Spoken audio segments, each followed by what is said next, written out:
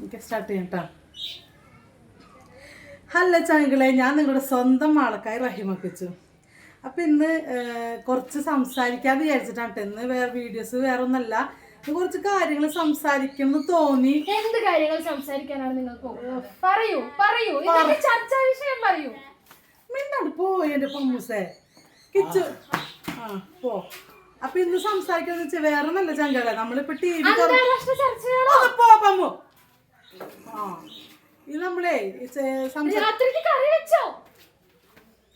കിണ്ടി അത് ചങ്കളെ, നമ്മളിപ്പോ ടി വിയിൽ കണ്ടു മാർക്കോ എന്ന സിനിമയെ പറ്റിയിട്ടൊക്കെ ഭയങ്കരമായിട്ട് ആൾക്കാർ. മാർക്കോ ഞാൻ കണ്ടു, തിയേറ്ററിൽ തന്നെ പോയി കണ്ടു. നല്ല പടം, വളരെ വളരെ നല്ല പടം. പമ്മു സത്യമായിട്ട്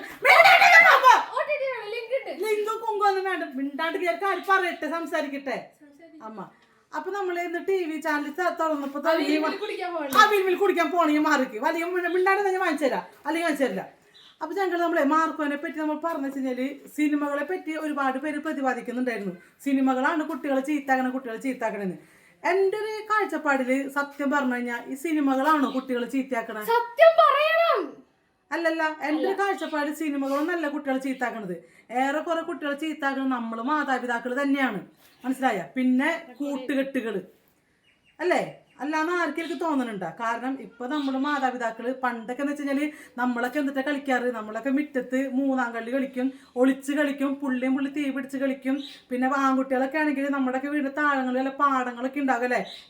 എല്ലാ സ്ഥലങ്ങളിലും ഉണ്ടാവും എന്തെങ്കിലും ഒരു ചെറിയൊരു പാടത്തിന്റെ കഷ്ണൊക്കെ ഇല്ലാത്തൊരു സ്ഥലത്ത് തൊങ്കിച്ചാട്ടം. അത് നമ്മൾ അപ്പൊ നമ്മള് എന്താ പറയാ, പാടത്തൊക്കെ പോയി പട്ടൊക്കെ വെട്ടി, ഓലമടലിന്റെ പട്ടൊക്കെ വെട്ടി നമ്മൾ ബാറ്റ് കളിക്കും, ഫുട്ബോള് കളിക്കും.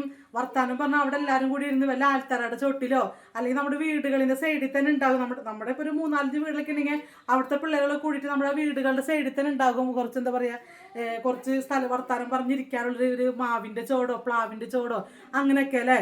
പക്ഷെ ഇന്നത്തെ തലമുറയ്ക്ക് എന്താ സംഭവിച്ചത്? ഇന്നത്തെ തലമുറയ്ക്ക് നശിച്ച മൊബൈൽ ഫോണ് എന്ന് അപ്പൊ പറയും. എന്നിട്ടാണ് പറയും ലോകം എന്താണെന്ന്, ഹൈടെക് അല്ലേ? എന്ത് യുഗം? Internet Hugo? പറകിച്ചോ, നിനക്ക് നീ വലിയ അറിവുള്ള ആളല്ലേ? എന്ത് യുഗം? Super sonic. സൂപ്പർ സോണിക് എന്ത് അടുപ്പിലെ സോണിക്കോ ആയിക്കോട്ടെ. ഇന്നത്തെ കാലഘട്ടം പോണത് ഭയങ്കര 5G 4G, ഇനി 6ഉം 7ഉം 8ഉം 9ഉം 10 ഒക്കെ വരും. ഈ 10 ഒക്കെ വരുമ്പോഴേക്കും എന്താകും? ഈ ലോകം എന്ന് പറഞ്ഞ സംഭവം ഉണ്ടാവില്ല. ഇപ്പൊ ജെൻസി യുഗം, ജെൻസി ന്യൂജൻ എന്ന് ഉദ്ദേശിക്കണേ. എന്റെ എനിക്ക് എന്റെ വായിൽ വന്ന സംഭവം വേറെ ജെൻസി യുഗം. അപ്പൊ അമ്മൊന്ന് ഞാൻ പറട്ടിക്ക് പറഞ്ഞാൽ വന്ന് ഇത് പോയി സീരിയസ് ആയിട്ടാണ് ഇതാ. അപ്പൊ നമ്മൾ പറയണതേ ഇപ്പോഴത്തെ ജനങ്ങൾ പറയുമ്പോ ഈ നശിച്ച മൊബൈൽ ഫോണിൽ കുത്തിരിക്കുമ്പോ നമ്മള് മാതാപിതാക്കൾ മക്കൾക്ക് സമ്മാനം വാങ്ങിച്ചു കൊടുത്തിട്ട് 10ാം ക്ലാസ് പാസ്സായി കഴിഞ്ഞാല് മൊബൈൽ ഫോണാണ് വാങ്ങിച്ചു കൊടുക്കണത്. പണ്ട് ഫോണില്ലാത്ത കാലത്തൊക്കെ നമ്മുടെ മക്കളൊന്നും ഇത്രയും അക്രമകാരികളൊന്നും ആയിരുന്നില്ല. സൗഹൃദ ബന്ധങ്ങൾക്കൊക്കെ ഭയങ്കര വില ഉണ്ടായിരുന്നല്ലേ? കാരണം അന്നത്തെ കാലഘട്ടത്തിലെ സൗഹൃദങ്ങളൊക്കെ ഇന്ന് കെച്ചോണ്ടിരിക്കുക. നീ എവിടേക്ക് പോണേ? അന്നത്തെ കാലഘട്ടങ്ങളിലെ സൗഹൃദങ്ങളൊക്കെ ഇന്നും ഒരുപാട് സന്തോഷത്തോട് സ്നേഹത്തോട് ജീവിക്കുന്ന സൗഹൃദങ്ങൾ എനിക്കറിയാം, മനസ്സിലായി? പണ്ടുണ്ടായിരുന്ന സൗഹൃദങ്ങൾ, അതായത് എൻ്റെ വീടിൻ്റെ അടുത്തുള്ള ചേട്ടന്മാരെ കുറെ പേരുണ്ട്. അന്ന് എനിക്കിപ്പോഴും ഓർമ്മയുണ്ട്. അന്ന് നമ്മുടെ വീടിൻ്റെ സൈഡിൽ അവിടെ പാടത്തൊക്കെ കളിക്കാൻ മുന്നോര്, പിന്നെ നമ്മുടെ അടുത്ത പ്ലാവിൻ്റെ ചോട്ടിലേക്ക് ഇരുന്ന് വന്ന് വർത്താനം പറഞ്ഞ് കുറെ പുരുഷ കേസരികളുണ്ട് ഞങ്ങളുടെ അടുത്ത കുറെ ഇക്കാക്കന്മാരും ചേട്ടന്മാരൊക്കെ. അവരൊക്കെ ഇന്നും വളരെ സൗഹൃദമായിട്ട് ജീവിക്കുന്നത്. ആ സൗഹൃദങ്ങളൊക്കെ ഇന്നും നിലനിൽക്കുന്നത് എന്തുകൊണ്ടാണ്? പണ്ടത്തെ വളർന്നു വന്ന രീതികളും അന്നത്തെ കളികൾ എന്തായിരുന്നു, അന്നത്തെ കാഴ്ചപ്പാട് എന്തായിരുന്നു, ആ ഒരു ബേസ് ചെയ്തിട്ടാണ് ഇന്ന് ആ പണ്ടത്തെ സൗഹൃദം നിലനിൽക്കുന്നത്. പക്ഷെ ഇന്ന് എന്താ സൗഹൃദങ്ങളുടെ ഇത്? ഇന്നത്തെ സൗഹൃദത്തിന് വല്ല വാല്യൂ ഉണ്ടാ? ഇല്ലല്ലോ. 10ാം ക്ലാസ്സിൽ പഠിക്കുന്ന പിള്ളേരാണ് സ്വയം കുത്തിയും തല്ലിക്കൊന്നും ഒക്കെ ജീവിക്കുന്നത്. ആലോചിച്ച് കൊച്ചു കുട്ടികളിലൂടെയാണ് കൊലപാതകങ്ങൾ നടന്നു പോണത്. അതെന്തുകൊണ്ടാണ്? ഈ നശിച്ച സൗഹൃദം വെച്ചാല് ഈ മൊബൈൽ ഫോണും പിന്നെ അവർക്കുടെ ചിന്താഗതി. നമ്മൾ മാതാപിതാക്കള് മക്കളെ മൈൻഡ് ചെയ്യുന്നില്ല, കെയർ ചെയ്യുന്നില്ല. ഇവരൊരു പരിധി വിട്ട് ഇവർ പുറത്തു പോകുമ്പോൾ നമ്മൾ എന്ത് വേണം? നമ്മുടെ മക്കൾ വരാൻ വൈകുമ്പോൾ നമ്മൾ വിളിച്ചു വരുത്തണം. ആൺകുട്ടികളായാലും പെൺകുട്ടികളായാലും വിളിച്ചു വരുത്തണം. ഇപ്പോഴത്തെ ന്യൂജൻ പെൺപിള്ളേരായാലും പറയണ കേൾക്കാം. നമ്മൾക്ക് ഒരുപാട് അനുഭവങ്ങൾ കണ്ടും അറിഞ്ഞും അനുഭവിച്ചും ഉള്ളതിന്റെ പേര് നമ്മൾ പറയണ്ട കേട്ടാ. വീട്ടിൽ ഫ്രീഡം ഇല്ല, പുറത്തു പോകണം. എപ്പോഴും പുറത്തേക്ക് പോകാനായിട്ട് നമ്മുടെ ഇന്നത്തെ കാലഘട്ടത്തിൽ നമ്മുടെ മക്കളെ പുറത്തേക്ക് വിടാൻ പറ്റുമോ? ഇന്നത്തെ കാലഘട്ടം എന്താണ്? നമ്മുടെ പെൺകുട്ടികളെ ഇന്നത്തെ കാലഘട്ടത്തിൽ നമുക്ക് പുറത്തേക്ക് ഫ്രണ്ട്സുകളുടെ കൂടെ കറങ്ങാനോ സിനിമയ്ക്ക് വിടാൻ പറ്റുമോ? പറ്റില്ല. അപ്പോൾ നമ്മൾ പാരൻസ് അവരുടെ കാര്യങ്ങൾ നടത്തി കൊടുക്കുക. അവർക്ക് എന്തെങ്കിലും ആവശ്യങ്ങളുണ്ടോ, നമ്മൾ പാരൻസ് അവരെ കൂടെ നിന്ന് നടത്തിയതാക്കി കൊടുക്കുക. അതിലുപരി അവർ വാശി പിടിച്ചു കഴിഞ്ഞ് കഴിഞ്ഞാൽ നമ്മൾ പാരൻസ് പേടിക്കണം മക്കളെ. എന്താ പേടിക്കണത്? അവരപ്പം തന്നെ എന്നിട്ടാണ് ഇവിടെ ജനിക്കേണ്ടിയിരുന്നില്ല. ഇപ്പോഴത്തെ മക്കൾ പറയണ വർത്താനാണ്, ഈ കുടുംബത്തിൽ ജനിക്കേണ്ടിയിരുന്നില്ല, അല്ലെങ്കിൽ ഞങ്ങളിതിനെ വളർത്തിയത്, ഞങ്ങൾക്ക് ഫ്രീഡം ഇല്ല, ഞങ്ങൾക്ക് അതില്ല ഇതില്ല. അവിടെയൊക്കെ നമ്മൾ പാരൻസ് തോറ്റുപോവാണ്. ഇന്നത്തെ പാരൻസ് തോറ്റുപോയ. പക്ഷെ പണ്ട് കാലത്തൊക്കെ ഒരാളുടെ മുഖത്ത് നോക്കിയെന്ന് പറഞ്ഞു കഴിഞ്ഞാൽ കെട്ടിട്ടടിക്കും അല്ലേ? എനിക്കൊക്കെ കിട്ടിയിട്ടുണ്ട് നല്ല അടി. വായ നോക്കിയതിനൊക്കെ നല്ല അടി എൻ്റെ ഉമ്മിച്ചിരുന്നൊക്കെ എനിക്ക് കിട്ടിയിട്ടുണ്ട്. പണ്ടത്തെ പിള്ളേർക്ക് എല്ലാവർക്കും പെൺകുട്ടികൾക്ക് കിട്ടിയിട്ടുണ്ടാവില്ലേ? പണ്ടൊക്കെ അത്രയും അച്ചടക്കത്തോടും കൂടിയും അത്രയും സ്നേഹത്തോടും കൂടിയിട്ടാണ് നമ്മുടെ മാതാപിതാക്കൾ വളർത്തിയത് കൊണ്ട് അന്നൊന്നും ഇത്രയും അക്രമങ്ങളില്ല. പക്ഷെ ഇന്ന് മാതാപിതാക്കൾ കുട്ടികളെ സ്നേഹിക്കുന്നില്ല എന്നല്ല ഞാൻ പറയുന്നത്. ഒരു 80% നമ്മുടെ മക്കളുടെ കൂടെ നമ്മൾ ഇരിക്കുന്നില്ല, നമ്മൾ ചെലവഴിക്കുന്നില്ല. മക്കൾ സ്കൂളിൽ രാവിലെ വിട്ട് കഴിഞ്ഞാൽ അവർ വൈകുന്നേരം നേരെ വീട്ടിലേക്ക് വരട്ടെ. വീട്ടിലേക്ക് വന്ന് കുറച്ച് നേരം നമ്മൾ പാരൻസിനോടൊപ്പം കളിച്ചും ചിരിച്ചും വർത്താനം പറഞ്ഞ് ഒരുമിച്ചിരുന്ന് ചായയൊക്കെ കുടിച്ച് കുറച്ച് നേരം അവർ നമ്മുടെ ഈ വീടിൻ്റെ പരിസരത്ത് ഉണ്ടെന്ന് ഉറപ്പുവരുത്താം. നമ്മുടെ കുട്ടികൾ നമ്മുടെ ഈ വീടിൻ്റെ പരിസരത്ത് കളിക്കുന്നുണ്ട് അല്ലെങ്കിൽ കൂട്ടുകാരായിട്ട് സംസാരിക്കുന്നുണ്ട് എന്നുള്ളത് ഉറപ്പുവരുത്താം. ബൈക്ക് അങ്ങനെയുള്ള സംഭവങ്ങളൊക്കെ നമ്മുടെ മക്കൾക്ക് ചെറുപ്പത്തിൽ വാങ്ങിച്ചു കൊടുക്കാതിരിക്കുക. അവർക്ക് ഒരുപാട് സൗകര്യങ്ങൾ, പുറത്ത് പോയിട്ട് ലാവിഷാക്കാനുള്ള പൈസ, ഇത് എങ്ങനെ ഒപ്പിക്കുന്നു? ഇപ്പം മിക്ക പിള്ളേരും കയ്യിൽ പറയണ കേൾക്കാവോ, അവർ റിച്ചാണ്, എൻ്റെ ഫ്രണ്ട്സ് റിച്ചാണ് അല്ലെങ്കിൽ അവർ റിച്ചാണ് എന്ന് പറഞ്ഞേക്കാം. ഇപ്പോഴത്തെ പിള്ളേർ ഗെയിം കളിച്ച് പൈസ ഉണ്ടാക്കിയിട്ട് അവർ അതെന്തിനൊക്കെയോ വേണ്ടി ചെലവഴിക്കുകയാണ്. അപ്പോൾ അവർ ഒന്നിൻ്റെ വിഷമങ്ങൾ അറിയുന്നില്ല. ഇപ്പം ഇത് കേൾക്കുമ്പോൾ എന്നോട് ദേഷ്യം തോന്നണ്ടായിട്ടായിരിക്കും, പക്ഷേ ഇന്ന് നമുക്ക് സങ്കടം വരികയാണ്. ഇത്ര മാതാപിതാക്കൾ ഇന്ന് കരയണേ. നമ്മൾ വിചാരിക്കുന്ന നാളെ നമ്മുടെ വീട്ടിൽ ഇത് സംഭവിക്കില്ല എന്ന്. നമ്മുടെ വീട്ടിൽ സംഭവിക്കില്ല എന്ന് വിചാരിച്ചിരുന്ന മാതാപിതാക്കളുടെ വീട്ടിലാണ് ഇത് സംഭവിക്കുന്നത്. നാളെ നമ്മുടെ കുടുംബങ്ങളും ഇത് സംഭവിക്കില്ല എന്നുള്ളതിന് ഒരു ഉറപ്പില്ല അല്ലേ? അപ്പോൾ നമ്മൾ നമ്മുടെ മക്കളെ പരമാവധി പുറത്തേക്കുള്ള കൂട്ടുകെട്ടുകളിലേക്ക് വിടാതെ നോക്കാം. അവർ ചിലപ്പോൾ കുറേയൊക്കെ എതിർക്കും. അവർക്ക് നല്ല കൗൺസിലിംഗ് കൊടുക്കാൻ ശ്രമിക്കാം. ഇതിങ്ങനെ ബാക്കടിച്ച് പോകുമ്പോഴേ കാണാണ്ട് സംസാരിക്കാൻ പറ്റുന്നില്ല എനിക്ക് നിങ്ങളെൻ്റെ മുമ്പിലുണ്ട് എന്നുള്ളൊരു ഇതിൽ കൂടിയിട്ടാണ് ഞാനിത് സംസാരിക്കുന്നത്. കിച്ചുവിന് ഞാൻ പറഞ്ഞതിനോട് വല്ല വിയോജിപ്പുണ്ടാവും? അല്ല, ഞാൻ മാത്രം ഒന്ന് സംസാരിക്കുന്നതിൽ അർത്ഥമില്ല. കിച്ചു എന്താ പറയുന്നത്? ഞാൻ ആരും കുറ്റപ്പെടുത്തി സംസാരിച്ചതല്ല. ഇപ്പോഴത്തെ പിള്ളേർ തന്തവേബ് തള്ളവേബ് എന്നൊക്കെ പറഞ്ഞുകൊണ്ട് നമ്മ മാതാപിതാക്കളെ അടിച്ചമർത്തുകയാണ് അല്ല. ഇപ്പം ന്യൂജൻ പിള്ളേർ, പക്ഷെ ന്യൂജൻ മക്കൾ എന്താ കാണിച്ചു കൂട്ടുന്നത് അവരറിയുന്നേ ഇല്ല. മനസ്സിലായ? അവർ ഒന്നില്ലെങ്കിൽ സ്വയം മരിക്കുക അല്ലെങ്കിൽ മറ്റുള്ളവരെ കൊല്ല എന്നൊരു ഇതിലാണ് നമ്മുടെ ഈ മറ്റേ ലഹരി വസ്തുക്കൾ ഉപയോഗിക്കുന്നത് മൂലം നമ്മുടെ മക്കൾക്ക് ഇത് പറ്റുന്നത്. എൻ്റെ പൊന്നു മക്കളൊന്ന് ചിന്തിച്ച് നോക്ക്. നഷ്ടം ആർക്കാണ് മക്കളെ? നമ്മുടെ കുടുംബത്തിനും നിങ്ങൾക്കുമാണ് നഷ്ടം. അതായത് അത് ചെയ്യുന്ന മക്കൾക്കും ആ മക്കളുടെ കുടുംബങ്ങൾക്കുമാണ് നഷ്ടം. വേറെ ആർക്ക് നഷ്ടം? നിങ്ങൾ നടന്ന് ലഹരി കഴിപ്പിക്കാൻ കൊണ്ടുനടന്ന കൂട്ടുകാരന്മാർക്ക് നഷ്ടമുണ്ടാ? നിങ്ങൾ നശിപ്പിക്കാൻ കൊണ്ടുനടന്ന കൂട്ടുകാരത്തിമാർക്ക് നഷ്ടമുണ്ടാ? ഒരാൾക്ക് നഷ്ടമില്ല. പെൺകുട്ടികളായാലും ആൺകുട്ടികളായാലും നിങ്ങൾ ഒരു ആപത്തിലോ നിങ്ങളൊരു ചീത്ത കാര്യത്തിൽ ചെന്ന് ചാടുമ്പോൾ അതിൻ്റെ നഷ്ടം നിങ്ങൾക്കും നിങ്ങളുടെ കുടുംബത്തിനും മാത്രമാണ്. ഈ പറഞ്ഞ സൗഹൃദങ്ങൾക്ക് ആരുമില്ല. അവർ ഒരാഴ്ച കഴിഞ്ഞാൽ മറക്കും. നിങ്ങളെ മറക്കും അവർ ഒരാഴ്ച കഴിഞ്ഞ്, അതിൽ കൂടുതലില്ല. പക്ഷേ ഈ മാതാപിതാക്കൾ മരണം വരെ ആ കുഞ്ഞിനെ, ആ പെൺകുട്ടിയെ ഓർത്ത് അല്ലെങ്കിൽ ആ ആൺകുട്ടിയെ ഓർത്ത് കരഞ്ഞ് ജന്മം തീർക്കണം. ചില മാതാപിതാക്കൾക്ക് ആത്മഹത്യ ചെയ്യാനുള്ള ധൈര്യം പോലും ഉണ്ടാവില്ല. അപ്പോൾ അവർ മരണം വരെ സ്വന്തം കുഞ്ഞുങ്ങൾക്ക് പറ്റിയ ആ ഒരു ദുർവിധി ഓർത്ത് കരഞ്ഞു തീർക്കാം. ഇവരിനി നമ്മുടെ മക്കളെ കൊന്നവരെ നമ്മളെ നശിപ്പിച്ചവരെ എന്തെങ്കിലും ചെയ്യാമെന്ന് വിചാരിച്ചു കഴിഞ്ഞാലും വല്ല കാര്യം ഉണ്ടാവും? ഒരു കാര്യം, അപ്പോഴും നമ്മൾ ജയിലിൽ പോയി കിടക്കണം. എന്നാൽ എൻ്റെ മക്കളെ കൊന്നത് കൊണ്ടാണ് ഞാൻ അവനെ കൊന്നെന്ന് പറയാൻ പറ്റുമോ? എന്നാൽ തക്കതായ ശിക്ഷ ഗവൺമെൻറ് കൊടുക്കുന്നുണ്ടോ? നമ്മുടെ നിയമനീതി വ്യവസ്ഥയിൽ ഒരാളെ കൊന്നാലോ അല്ലെങ്കിൽ ഒരാളെ ഒരു പെൺകുട്ടിനെ പീഡിപ്പിച്ചാലോ ഒരു കൊച്ചിനെ വരെ പീഡിപ്പിച്ച് കൊന്നാൽ പോലും നമ്മുടെ നിയമത്തിന് ഒരു ഇതുമില്ല. എന്തുണ്ട്? അവരെ അറസ്റ്റ് ചെയ്ത് ജയിലിൽ കൊണ്ടുപോയി കുറെ തിന്നാൻ കൊടുത്ത് കൊഴുത്ത് വളർന്ന് ഇതാക്കി അവർ പുറത്തേക്ക് വരും. എത്രയോ വർഷം കഴിഞ്ഞ് ജീവപരിധി കഴിഞ്ഞ് അവർ പുറത്തേക്ക് വരും.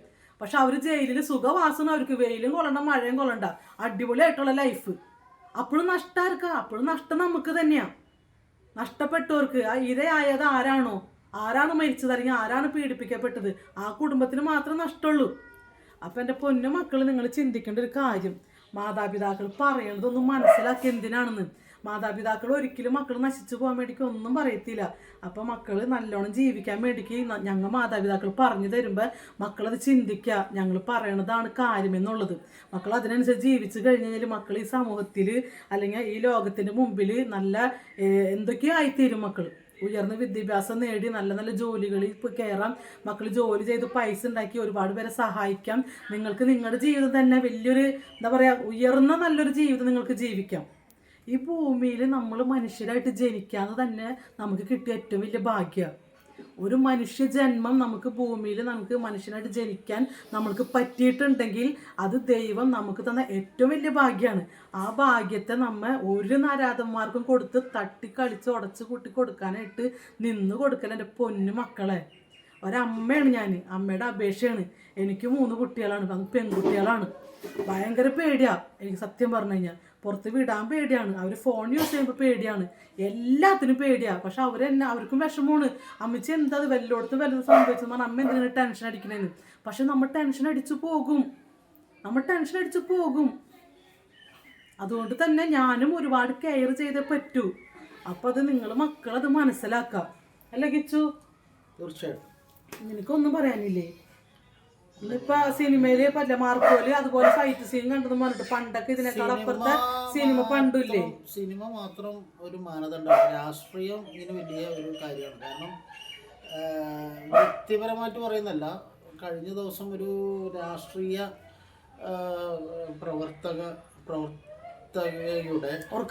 രാഷ്ട്രീയ പ്രവർത്തകയുടെ മകൻ ഇതുപോലുള്ള ഒരു കേസിൽ അകപ്പെട്ടിട്ടാകുമ്പം അത് അവസാനം തെളിവ് സഹിതം പിടിച്ചതിന് ശേഷം അത് അവസാനം ഈ പിടിച്ച പോലീസുകാർക്കും അതുപോലുള്ള ഉദ്യോഗസ്ഥന്മാർക്കും അതുപോലെ കണ്ടു നിന്നവർക്കുമാണ് അത് കേസായിട്ട് വന്നത്, അവർക്കാണ് അത് എതിരായിട്ട് വന്നത്. അപ്പോൾ അത്തരം ഒരു പ്രവണതകളിൽ അവർ ഉന്നതന്മാരായിട്ടുള്ള ആളുകളെ പിടിക്കാനൊന്നും പോകുന്നില്ല.